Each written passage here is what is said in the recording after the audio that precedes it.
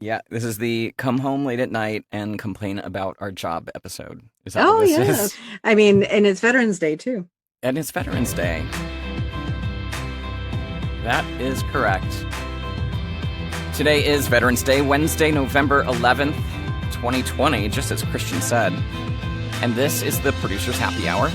It's a weekly podcast with two producers on opposite coasts. Christian is in New York City.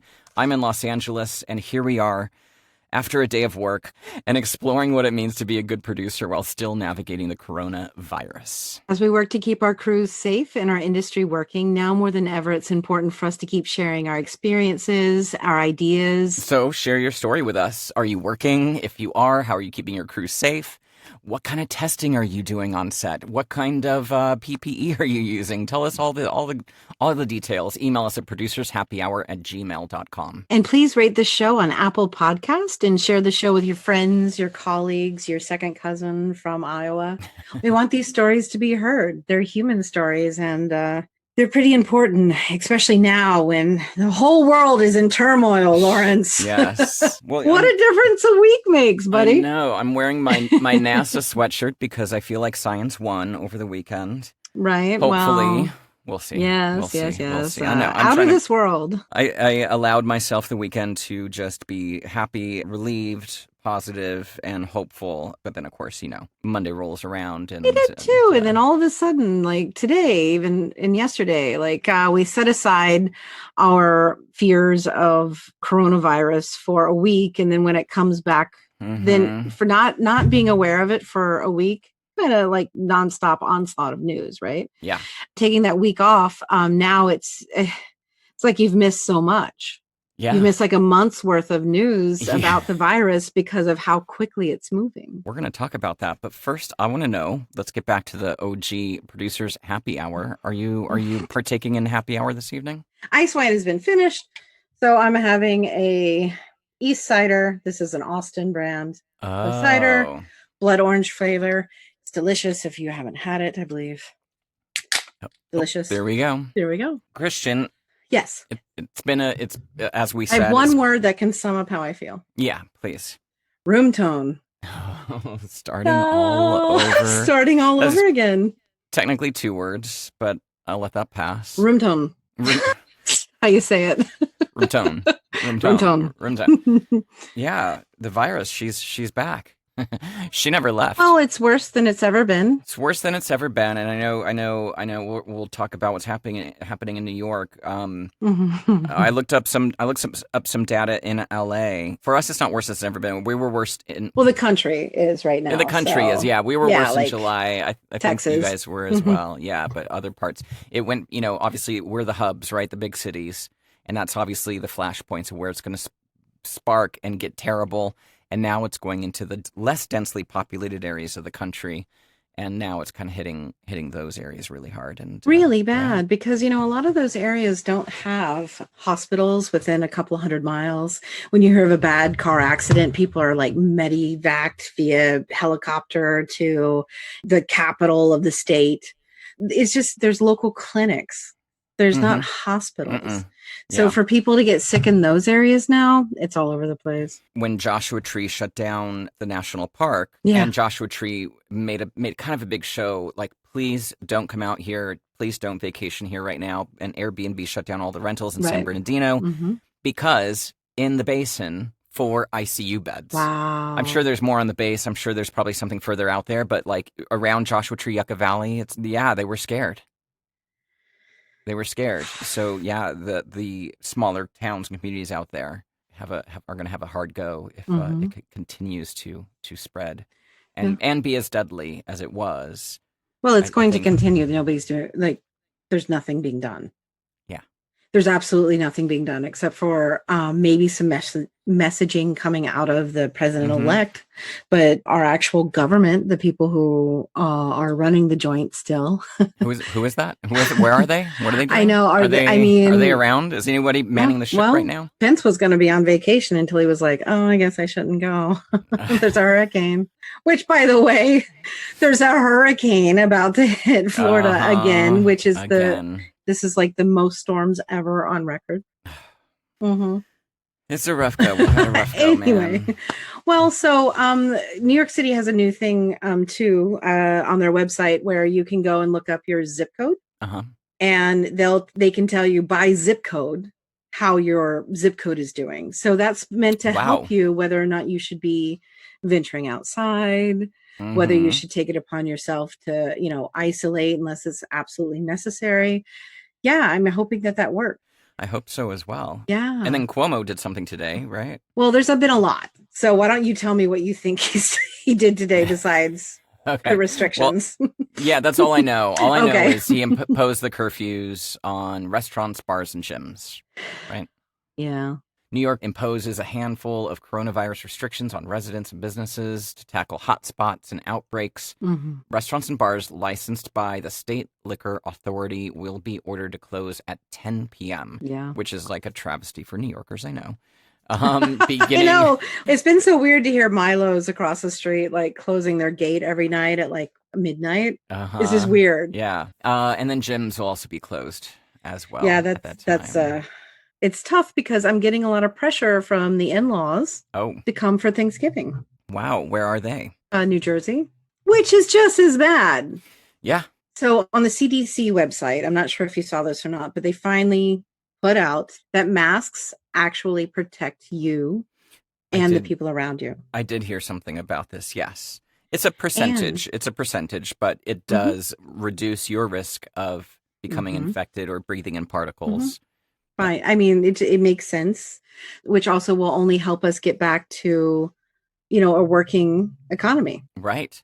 I mean, if we don't get a handle on this, and I think some of the messaging is going to begin that, God, I'd be so good at this advertising thing. I don't know if you know about advertising or not, but boy, I haven't heard anything about it. well, kind of made it my career. And I could say that if you had a big ad campaign that tied masks into getting us all back to work somehow, Absolutely. that'd be a good thing. I think that if people understood that it's the one thing holding us back from not having a full economy again, they would get it. It is. And I remember conversations that happened early on in the initial stay-at-home order phase of like, why do we got to shut this down? We got to get the economy back, and Right. we'll do it. We'll be safe. But it's By like, Easter, it kind of then it just developed in this like one or the other. We either are going to Right. lock down and wear masks, or we're just going to go back to work and hope for the best. But actually, it's tied. They're actually dependent on each It's other. a combined effort, and yeah, well, you can open all the restaurants you want, but I know that I don't feel comfortable going. A ton of people don't feel comfortable going with other people. So you can open all of them you want. You can open all the stores you want. But if people aren't going to go and they don't have money to spend because they don't have a job, then what good is it going to do? Yeah. If we can't keep everybody healthy to keep working, right, then there's no money to spend and there's no one spending money. It's a big circular problem. Late stage capitalism is it's eating itself. Oh. Sorry, was that too far? No, it was great. But yeah, I mean, to your point, Lawrence, doctors aren't the ones getting rich. Nobody's getting rich off of this except for, all the drug companies who are paid to maybe find a vaccine. And Jeff Bezos. Oh, yes, of course. So, in keeping to what the show is about, film production and how to be a better producer or how to be a good producer, this relates to what we talked about last week when somebody wrote in asking about potential shutdowns of filming. Oh, yes. But there's no talk of it. I checked. I did some research today looking around, film production shutdowns, LA, New York. I haven't heard anything. I think it's too big of a business to shut down is what I think. I think so, too. There's too big, there's a bunch of studio heads and stuff that will let it happen. Yeah, exactly. Where are we at in the normal sense? Like, how many permits are normally offered, say, any other, October or September? Well, Christian, I happen to have researched that topic for this show. There's an article on Deadline today about FilmLA. They issue monthly reports about how much film production's happening. So they reported that this last month, October, they saw a 23% surge from September. So September had 711 permits. Right. Mm-hmm. October had 880 permits. Now, what does that mean? We're under 47% of what analysts would expect So we're less than half. Under normal conditions, we are less than half. And the other metric that's important is that this increase, the increase from September to October, is less than the increase from August to September. So the business growth is slowing. So overall, we're lower than we were by more than half from last year. And this month showed slower growth than the previous month. 880, that's a lot of jobs going on, though. It is a lot of jobs. That's a lot of COVID compliance officers, a lot of producers, a lot of PMs. That's a lot of, I mean, I understand that it's usually more, but I think 880 jobs, that's a lot. Yeah, it's still more than half of a reduction from last year. Right. But I think people are being cautious. I know that New York right now is not busy. I think people are being cautious. It's funny because it feels busy, but you know what? This is exactly what we said. It's busy for the people who were at the top of the game, right? The ones who are the first calls. Yeah. When I call all my regulars and everybody's busy, it's like, oh, wow, we're doing really great. But to hear we're only like half as strong as we were last year, that means there's a lot of people who aren't working. Yeah, exactly. Our hats off go to them. Feedthefreelancers.org. Yes, please. I mean, we're going into this winter and we don't know how it's going to be. So if you have a few extra ducats to hand out, if you've been working, support feedthefreelancers.org. And if you need some help, check them out. Yes. Other big news, Christian. I don't know if this has affected you today, but I think it might be affecting a lot of people. This is going to be old news by the time this comes out, but this will be over. I read the newspaper. Yesterday's news. What does it say? This is interesting. So yesterday's news, that's a new segment. Yesterday's news. YouTube had a full-on technical meltdown today. It was still happening before we came on to record. Yeah, they, in multiple regions around the world, encountered issues playing videos on the site. Really? And they posted on Twitter at 7:23 Eastern, your time. If you're having trouble watching videos on YouTube right now, you're not alone. Our team is aware of the issue, and we're working on a fix. We'll follow up here with any updates. It's interesting to see, these systems that we rely on so much now for our content and even our news. When they go down, it's a big deal. Yeah, I mean, a lot of people are dealing with, everyone's dealing with Zoom these days, right? I've noticed that people have more patience now when it comes to having to do, if something happens to the Zoom call or something, people have patience, which is odd. People even have patience when your dog comes into the room, or it's like I'm 5 minutes late because my kid's class had needed help, or a lot of working parents still have to mind their kid that's in the next room, on Zoom alone. So it's exactly. I think there's a lot more patience for that kind of stuff going on, which is good because the culture we were living in where, you just need to be 100% available on a second. All the time. Don't look at your kid. What are you doing? Don't look at your kid. You're working from home. Yeah. That means you're just laying around on your couch. I know a lot of people who are like going to winter somewhere nice, pick their family, because this life can happen anywhere with internet. Yeah, I would love to take a little trip to some island somewhere. Wouldn't that be great? But I know that, so the other thing the thing that I was alluding to that Cuomo did here was change up the rules on travel in and out of New York State. Yeah, we touched on this on the last episode.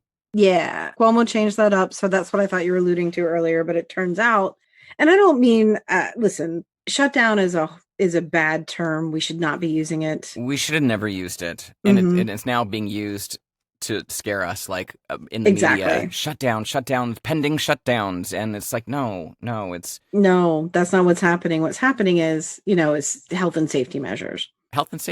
And even Dr. Bricks said recently, it's not about shutdowns. It's never been about shutdowns.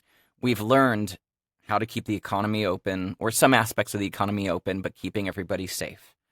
And it's masks and it's social distancing. And if it gets too much, stay at your home. Right. We should take a blind poll of our listeners. Who is doing something for Thanksgiving? Ooh, interesting. I mean, because there's fatigue. So I think I'd like to know from our listeners if anybody's willing to anonymously let us know, like, who's doing something for Thanksgiving. There's no judgment here. Yeah, It's just about like what are people doing? right. Because I'd like to think that everybody's doing the right thing, but I don't know what the right thing is. Okay, so here's what I think. I coming clean. I feel like, based on the information we all have and have been reading over the past few months, being outside, distanced, is very, very safe.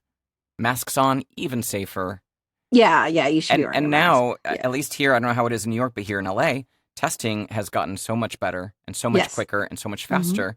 So what we're doing is we're two households. We're going to go get tested, and we're going to go to our house in Joshua Tree, and we're Well, you know how to do it. proper PCR Mhm. test 2 days before, get the results next day, and then if we're all good, then we go out. And Yeah, of like course, swear to God, you're not going to see anyone else yeah, with the exactly, 4, 10 people, whoever, yeah, however many it is. But exactly, I mean, that sounds great. But I feel like, because we as an industry and as individuals have had to learn how to do it properly. yeah, That information isn't out there for everybody. that is true. Yeah, we're testing everybody on my current job, That's and awesome I because I know either you don't have to. yeah, we don't have to, but in an abundance of caution. But so you're doing onset rapid Yeah, tests? we're doing on-set rapid tests with a nurse and a scanning thing, like, and they're very, very accurate, and Yes. they're not that expensive. It's funny because on my previous job, you've been working a lot of jobs, and I've only but Right. done a couple, but the last one was really big, and there was a lot of questions from everybody about what are we doing, how are we staying safe, Right. no. And I think now that one took me, a whole month to do, and then I took a couple weeks off. Now I'm on this one, and I think now everyone's just so used to it. And they're not even Yes. asking, are we getting tested? I Nope. mean, a couple of people ask here and there, and then we tell them, oh yeah, we're getting an on-set test. And they're like, okay. So I think we have adapted very quickly, the film production industry, which is great, Well, yeah. as long as it doesn't lead to complacency. Well, as we've mentioned multiple times on the show, just think about how many different sets a crew member goes to Yeah, during a week. right. And so Yeah, they film more than we do. that's true. Yeah, we're on a job for at least Couple weeks, at least 10 2 weeks, days. if not, Yeah.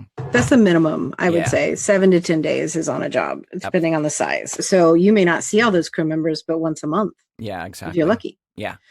And they're on many more sets than that. So, I mean, I can imagine crew members have been tested, multiple times a week for 8 weeks. Yeah, that's very true. And so everyone's used to it, and I think everyone's just kind of going with the flow and happy to be back working Well, and that's good. trying to do it as safely as possible, which is good.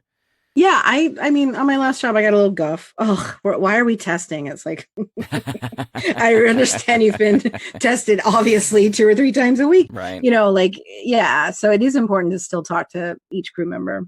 That's what we got to do, I guess, man. This is the future. This is For the future. The bit.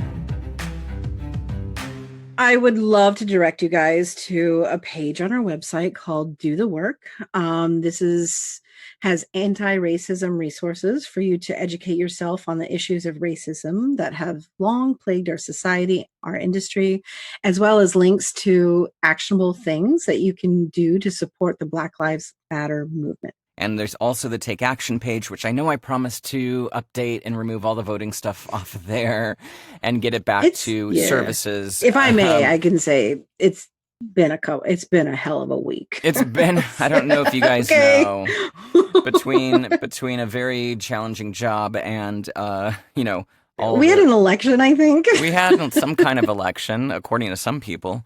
So yeah, we'll get to that page. But on there, scroll past the all the election stuff, and there are services and resources there if you need help financially or emotionally or mentally. I think we have some mental health resources on there as well. Take a look. If you have ability to support any of these causes, you can also help them out there. Because it's almost the end of the year, and what we thought this was going to be a couple weeks. And I still remember when my job canceled in March. Let's check in 2 weeks and see where we're at. Oh, yeah. Yeah, this is something that we're actually learning to live with. I think we're doing a pretty good job as individuals and our industry. I think that it's going to take a while for the rest of the people to come along. Yeah. Yeah. Yeah, we just have to keep it That up, is true. keep doing a good job, and keep reminding people. Yeah. Hey, Lawrence. Yes. So this show is edited and co-produced by Rob Bloomke. Artwork and logo design by Christopher Daniels. And our music was composed by Kyle Puccia. Thank you, everybody, for listening.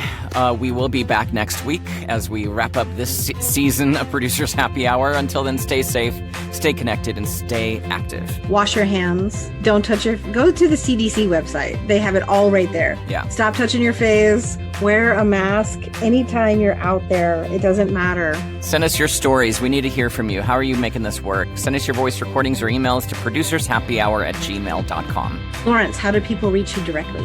LawrenceTLewis.com, or for voiceover work, voiceoflawrence.com. Christian, how about you? SisterChristianProduces.com. Bye, y'all. Bye.